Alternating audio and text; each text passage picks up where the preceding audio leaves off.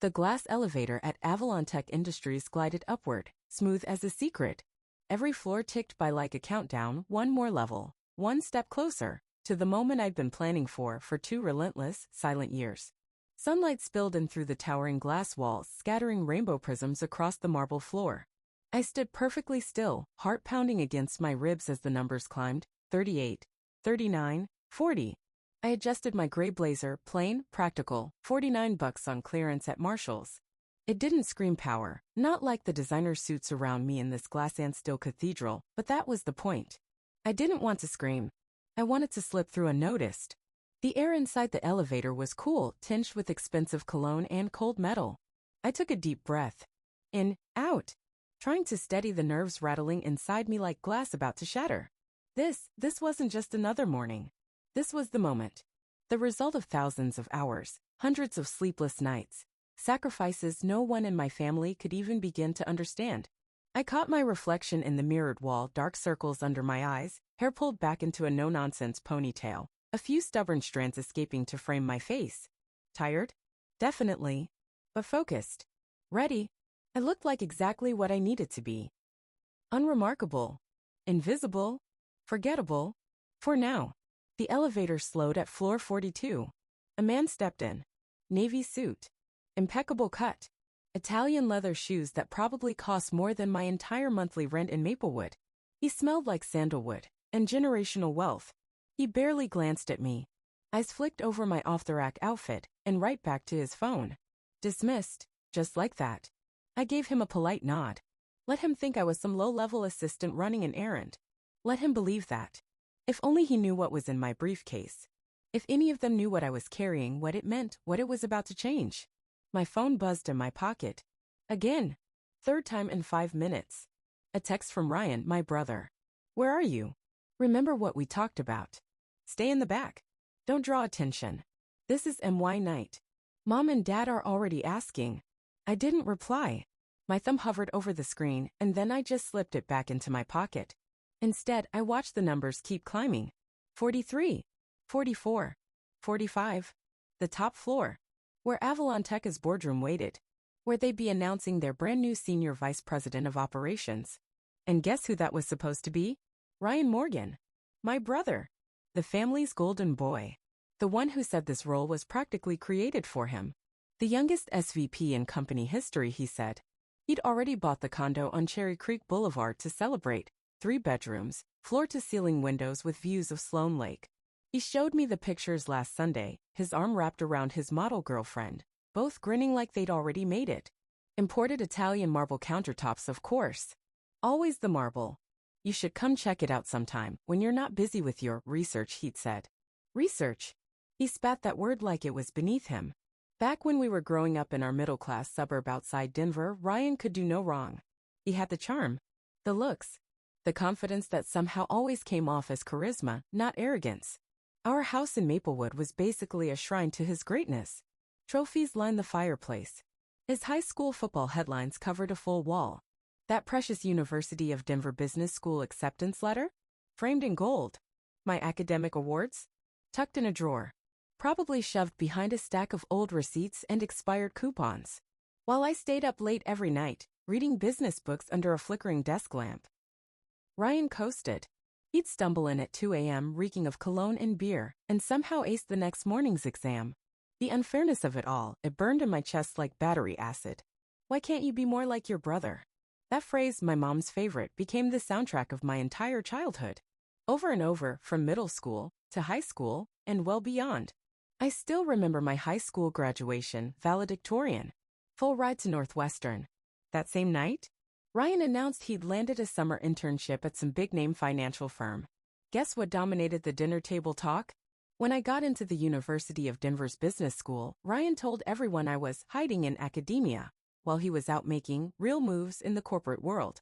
And at every family dinner, he'd raise his glass and say to Elaine, "May your GPA someday catch up to my quarterly bonus." Cue the laughter. Every time. Even mine. What else was I supposed to do? If I pushed back, I was jealous. Bitter. The angry sister who couldn't handle her brother's success. So I smiled. Bit my tongue. And I planned. Year after year, in silence. when I earned my MBA with honors. He waved it off like it was nothing. Just paper, he said. Books and theories. That's not how the real world works, sis. He said that while clapping me on the shoulder at our parents' anniversary party, martini in hand, smug grin in place. And now, years later, I can still feel the weight of that patronizing hand on my shoulder, even as the elevator dinged to floor 46. Executive level. I stepped onto the polished marble. I could hear voices ahead, drifting from the boardroom.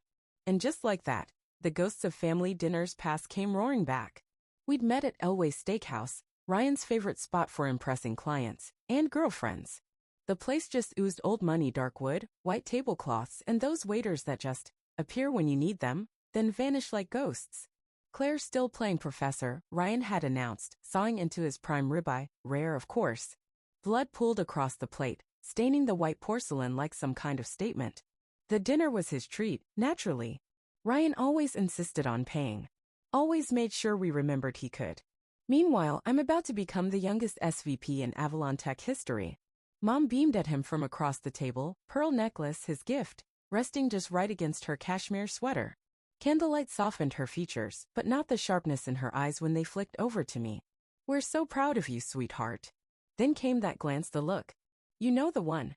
The full body skin that took in everything I wasn't. Everything I never would be. Some people just aren't cut out for the corporate world. Dad gave a solemn nod, swirling his bourbon like he was contemplating world affairs. The clink of ice against crystal hit harder than anything he said out loud. Academic life suits Claire, he muttered. Safe. Predictable. He said predictable like it was a weakness. Like stability was something to be ashamed of. I said nothing. Just smiled and forced down my overcooked salmon. Dry, flaky, tasteless, it stuck in my throat like insult. I turned down the wine, an $800 bottle Ryan had picked out just to flex. Let them believe what they wanted. They had no idea what I'd been building in the background. They thought I was hiding in academia? No. I was building an empire. From my tiny apartment in Capitol Hill, creaky floors, second-hand furniture, walls thin enough to hear your neighbors breathe, I launched an operation they couldn't even begin to imagine. Nights spent dissecting financial reports. Days pitching ideas to investors who didn't care where I came from or what I looked like. They cared about results. And I gave them results. The first time my portfolio quadrupled? That rush? It was better than any applause my brother ever got. Every win, every number in black, was a brick in the foundation of something bigger. And now, walking the sleek halls of Avalon Tech, I could feel the weight of my briefcase. 2 years of meticulous planning. Quiet power moves. Strategic investments. Hidden alliances. 2 years of being overlooked, and using that invisibility as a weapon. The leather of the briefcase, a $200 splurge after closing my first deal, was warm in my hand. Familiar. Comforting. The boardroom doors loomed ahead, tall, polished, gleaming under the lights like they were cut from glass and starlight. And through the glass? There he was. Ryan. Holding court in his Tom Ford suit, blue to match his eyes, of course. The smile, the handshake, the backslap, it was all so practiced. So, perfect. Our parents were already seated front row, champagne in hand. Mom was fiddling with her pearls, nervous habit. Dad kept glancing at his Rolex. Important people shouldn't have to wait, his whole body said it. Then Ryan spotted me. His smile faltered. Just a flicker, but I saw it. He muttered something to the board member beside him and broke away, making a beeline toward me before I could even open the door. I told you to stay in the back, he hissed, stepping into my space. Mint breath. Flawless suit. Jaw tight. This is my moment. Don't embarrass me by trying to network or whatever it is you think you're doing. I spotted a tiny fleck of spinach between his front teeth. I didn't mention it. Let perfection have its flaws today. I kept my face calm. Voice even. Heart pounding but hand steady.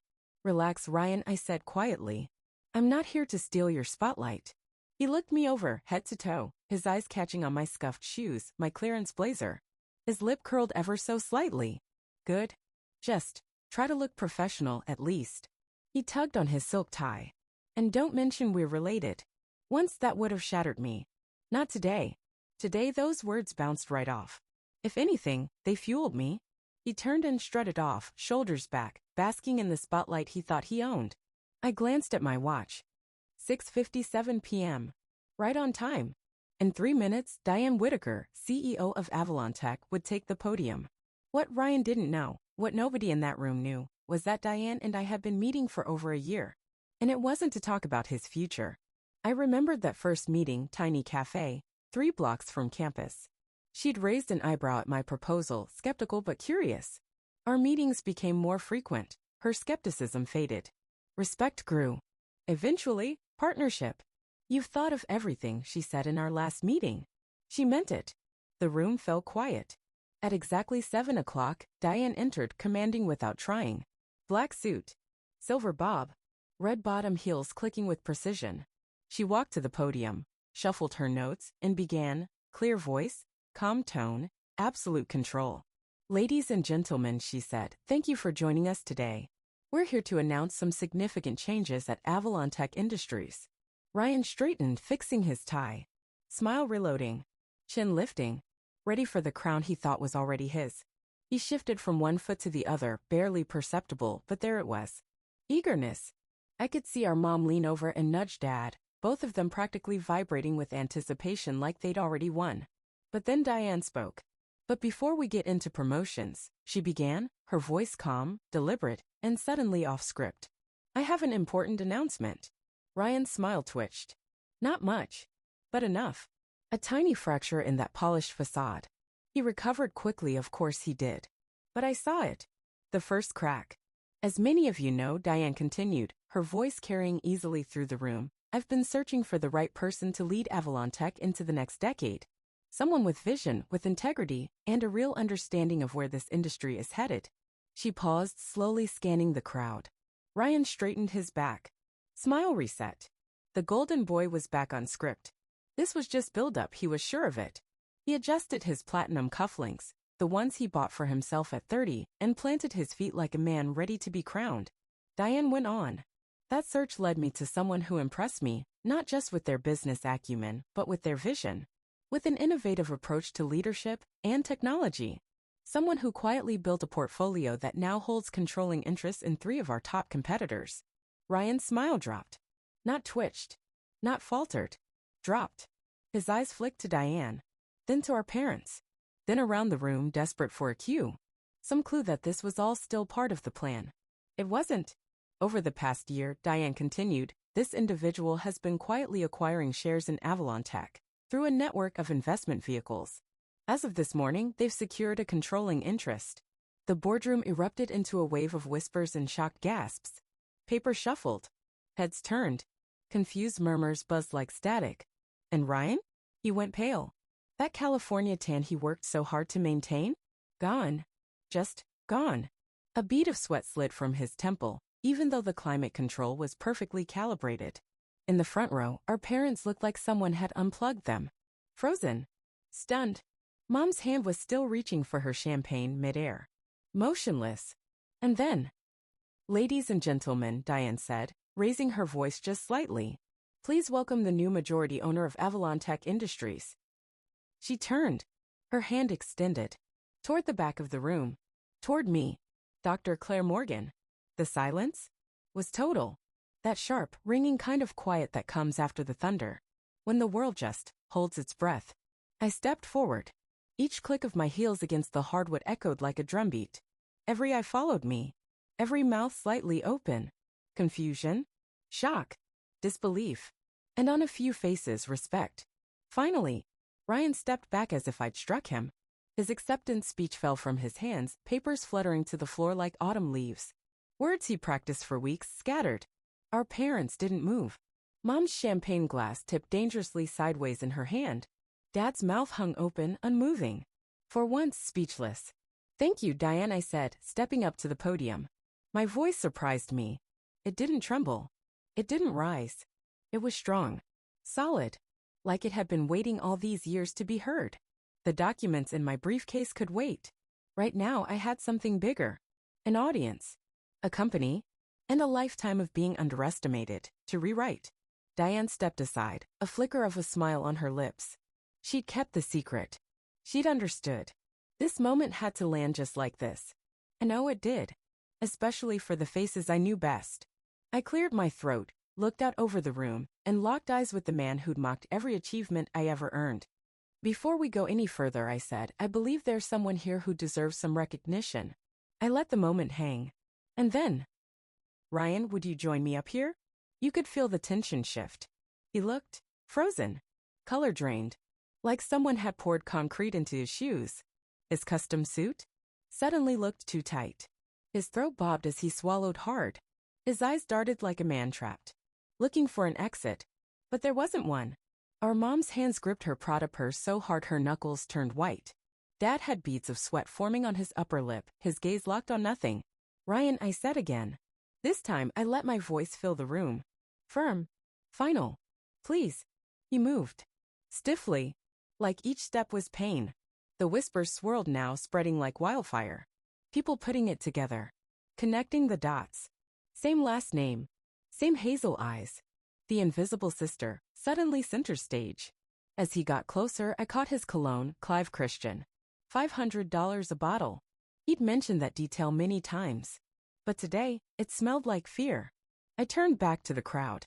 As most of you know, I said, we came together tonight to announce that Ryan Morgan would be named Senior Vice President of Operations. Ryan's head shot up. Hope flashed in his eyes like a drowning man spotting land. I waited. Let it build. And then, that announcement, I said carefully, will still be going forward. I paused, letting the entire room hang on the edge of my next words, though with some adjustments. Over the past year, I'd reviewed everything. Every file. Every email. Every performance review, including Ryan's. Now, to be fair, his sales numbers? Impressive. No one's denying he could close a deal. But behind all that polish, there were cracks. Patterns. Ugly ones. I opened my briefcase. The soft creak of the leather cut through the silence. Ryan's eyes locked on my hands, tracking every movement like an animal that knew it was cornered. I pulled out the first document. The Harrison account proposal from last quarter, I said, holding up the page. The one where you took credit for Alyssa Grant's work, while she was on maternity leave. Ryan's tan? Gone. Just drained. His jaw twitched, his mask cracking by the second. In the crowd, a woman in a charcoal suit straightened. Her eyes locked on the paper in my hand. She clutched her pen so tightly, I thought it might snap. And then there's the Stevens Technology merger, I continued, pulling another document from the folder. You failed to disclose the massive pension liability tied to the acquisition. A liability you knew about, but didn't tell the board. The murmurs grew louder, real now. Uneasy. Legal counsel shifted in their seats. Board members leaned toward each other, whispering. Concern etched across every face. The Stevens merger had been Ryan's triumph. His golden ticket. Now, it was burning in my hand. That's out of context, Ryan stammered, finally finding his voice. But the polish was gone. He sounded panicked. Small. You don't understand how the real world works. Oh, I do, I said, stepping in. I understand it too well. You mean, lying? Taking credit from your team? Hiding key liabilities from the board?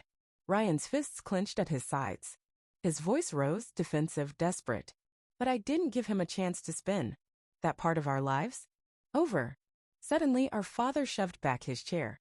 The scraping echoed through the room like a gunshot. Now see here, he began, his face red, veins bulging at the temple. You don't just walk into a boardroom and start throwing out accusations. Ryan earned his. Through charm, manipulation, and taking credit for other people's work, I said, cool as ice. I know exactly how he earned it. I've spent the last year investigating every single one of his deals. I turned to the room, level, steady, commanding. Avalon Tech has some of the most talented professionals in this industry. People who work with integrity, who lift others up. Starting today, those people are the ones who will be recognized and rewarded. I looked right at Alyssa.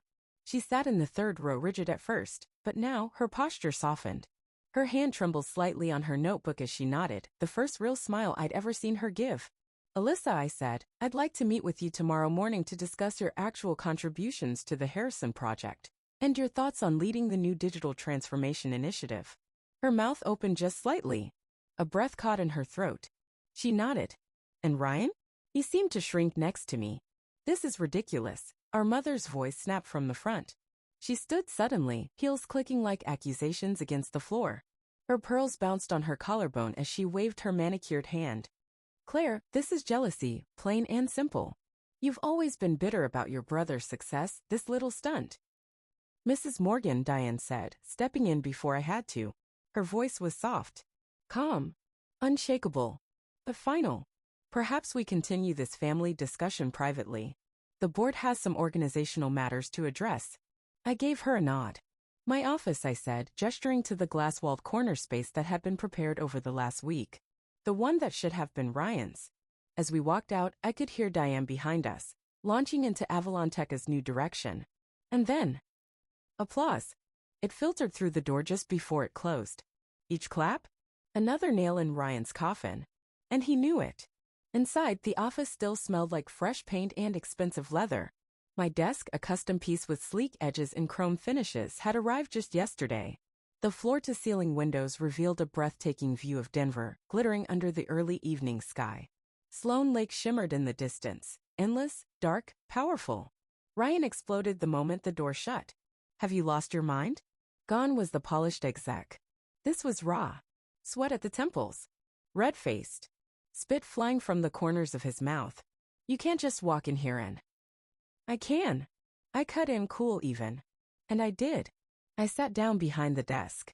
The leather chair molded to me instantly. Solid. Cool. Real. My palms pressed to the surface of the desk. I own 51% of Avalon Tech now. Every decision, every hire, every promotion goes through me. Dad stood in stunned silence, then finally muttered, "How? Where'd you get that kind of money?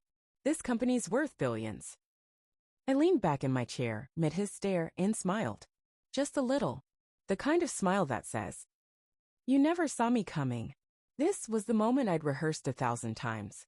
Remember that silly little consulting firm I started during my hiding in academia phase? I said, my tone light, but unmistakably sharp. Well, turns out, there's good money in helping tech companies streamline operations and identify acquisition targets. I paused. Let it land. Very good money when you know what you're doing. Our mother gasped, hands flying up like she was fending off a personal attack. But you live in that tiny apartment, she cried, voice pitching higher with every word. Her diamond tennis bracelet sparkled as she flailed. You drive a used car. You shop at department stores. Because I was investing, Mom, I said, opening my laptop. The screen lit my face in cold blue. I pulled up the documents I needed. Everything I had went into building something bigger. I looked at Ryan. Now, let's talk about your new position. His mouth fell open. New position, he sputtered. The knot of his silk tie had gone crooked. He yanked at it like it was choking him. I'm supposed to be senior vice president. You were, I said, eyes locked with his. But considering the pattern of ethical violations I've uncovered, that's no longer appropriate. I turned the screen toward them. A spreadsheet. Every questionable call. Every corner cut. Every stolen idea. All verified, I added softly. Instead, you'll be taking a lateral transfer to our Boise office. Regional sales manager. The blood drained from his face. Boise? Sales manager? You can't do this to me, he whispered. His voice cracked on the last word. And just like that, the myth of Ryan Morgan collapsed. Boise's beautiful this time of year, I said, glancing out at the rain streaking my window. Though I hear the winters are brutal. You should probably invest in a decent coat. I hear department stores have some solid options. Yeah, it was petty. And it felt amazing. There are people depending on me, he cried suddenly. My girlfriend, my friends. Your gambling debts? I said. His eyes flew wide. Yes. I know. The condo you can't afford. The credit cards. The loan sharks. I've seen it all. Dad slammed his palm on my desk, the gold signet ring leaving a sharp crack against the wood. This is outrageous, he thundered. We'll fight this. The board won't stand for it. I looked up, calm and composed. They already have. I let that sink in. They've known about this transition for weeks. The only people who didn't were the three of you. Mom sank into a chair like her knees had vanished. This isn't happening, she whispered. It can't be happening. I stood. Smoothed my blazer. You have until end of day to clear out your office, Ryan. Your flight to Boise leaves tomorrow morning. I paused. First class, of course. I'm not completely heartless. Ryan's face twisted in rage and disbelief. And if I say no? Then you can explain to future employers why you were terminated, for cause. He stared at me. fists clenched. For a second, I thought he might lunge. But then, he slumped. Shoulders caving. Eyes dull. Defeated. I checked my watch, a plain Timex. Not a Rolex. Now if you'll excuse me. I have a company to run. They left one by one, shattered. Small. As the door clicked shut behind them, I caught a glimpse of myself in the window. Same gray blazer. But it didn't look plain anymore. It looked like power. Like earned respect. Like mine. And I wasn't done yet. Not even close. Because what my family didn't know was that Avalon Tech was just step one. The real shakeup, the one that would change the industry, was still ahead. I picked up my phone. Dialed the number. Watched the October rain snake down the glass. The city buzzed below, alive with light. Everything's in place, I said when the call connected. Time for phase 2. 3 months later. I sat in my office overlooking a snow-blanketed Denver, reviewing quarterly reports. Revenue? Up 15%. Overhead? Down 12%. Employee satisfaction? Best in 5 years. Lake Sloan was frozen solid. The city looked like a snow globe, still and sparkling. I glanced at the Boise weather on my monitor. -20 degrees Fahrenheit. Wind chill, brutal. I wondered if Ryan had bought that winter coat yet. Or if his pride was keeping him warm in that little studio apartment the company arranged for him. His sales numbers were rough at first. Barely functional. But then, better. His reports had gone from bitter one-liners to actual thoughtful insight. There was growth there. Maybe? A soft knock on my office door broke my thoughts. Come in, I called. I didn't need to guess who it was. Alyssa Grant stepped in, tablet in hand. Confident. Composed. No longer the intern who sat quietly at meetings. Now, she owned the room. Styled hair. Elevated wardrobe. Still practical but powerful. The transformation of someone who'd finally been seen. The Stevens audit is complete, she said, taking a seat across from me. The nervous hesitation Alyssa once had, it was gone. Replaced by calm, quiet authority. You were right, she said, her voice steady. That pension liability was just the tip of the iceberg. We found at least a dozen other issues Ryan tried to bury. She handed me the tablet. Every line on the screen? Creative accounting. Concealed risks. Potential legal exposure. Each red highlighted item represented thousands, sometimes millions. Ryan had gambled with like it was monopoly money. I nodded unsurprised. Send me the full report. And Alyssa? Good work. It didn't feel like enough. Not for the sleepless nights she'd poured into this audit. Not for the detail, the drive, the loyalty. But she smiled anyway. That kind of smile? It hadn't existed in this company before I took over. The team's committed now, she said, pride flickering behind her eyes. They work like it matters because now it does. Then she hesitated. Tapped her fingers on the edge of the tablet. There's one more thing. Her tone shifted, more cautious. Your parents are in the lobby. I didn't even check my calendar. I knew. I'd been expecting this. They called, emailed, left voicemails. I hadn't answered a single one in 2 weeks. Send them up, I said, rolling my shoulders. And Alyssa? She turned at the door. Take the rest of the day. You've earned it. Once she left, I opened my drawer. Pulled out the envelope. Thick. Heavy. Months in the making. Inside, documents. Property records. Bank statements. A paper trail of poor decisions stretching back years. Quiet collapses, all laid out in black and white. They walked in without knocking. Of course they did. A final, desperate attempt at control.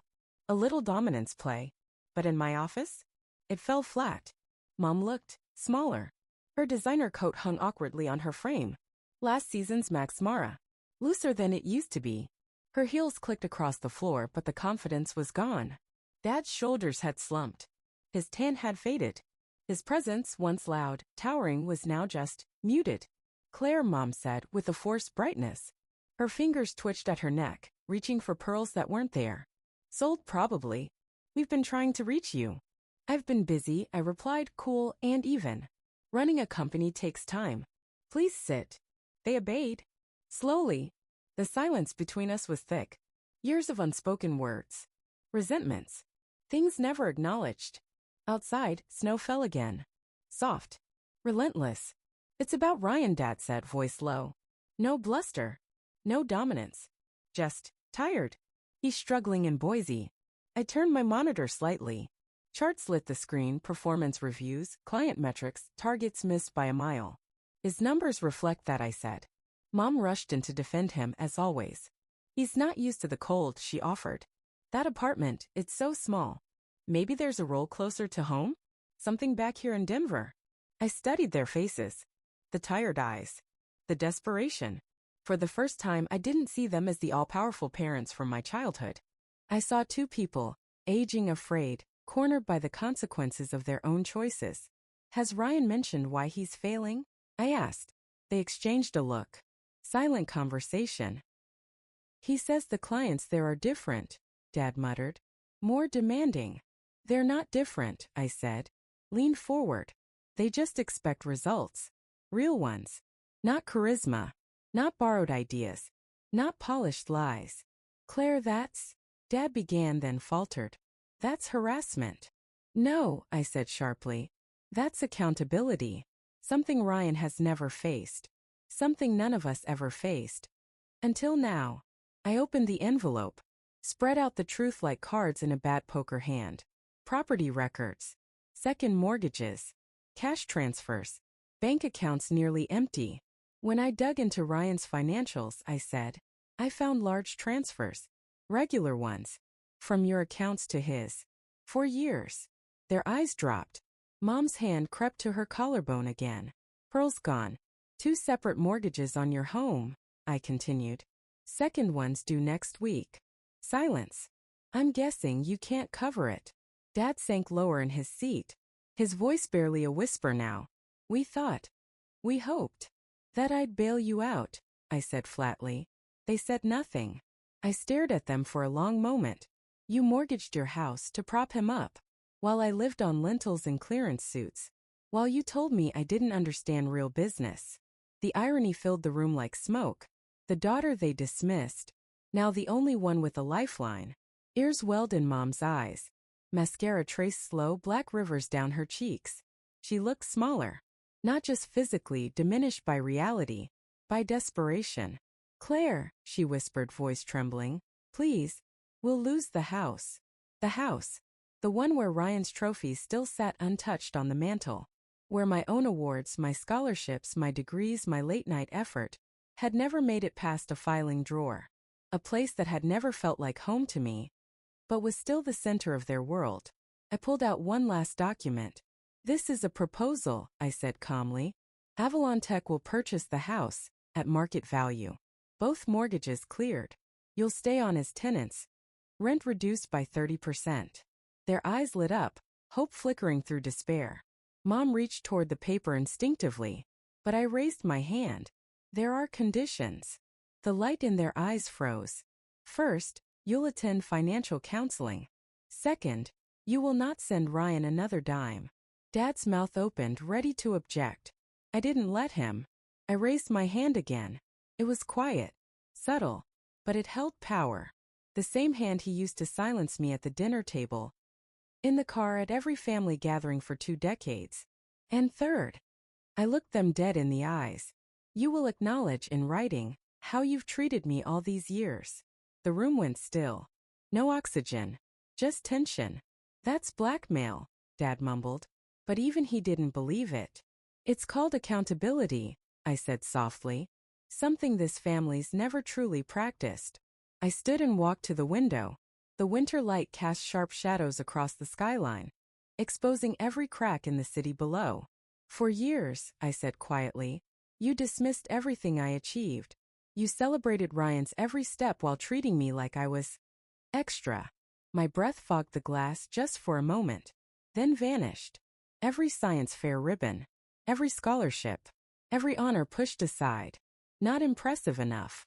Not cocktail party material. I turned back. Not angry now, just honest. I remember my high school graduation. Valedictorian. Full ride to Northwestern. That same night, Ryan announced his internship at Wells Fargo. I gave a bitter smile. 3 hours of dinner conversation all about his foot in the door. No one asked me a thing about my speech. Mom flinched. College graduation, summa cum laude. You came late.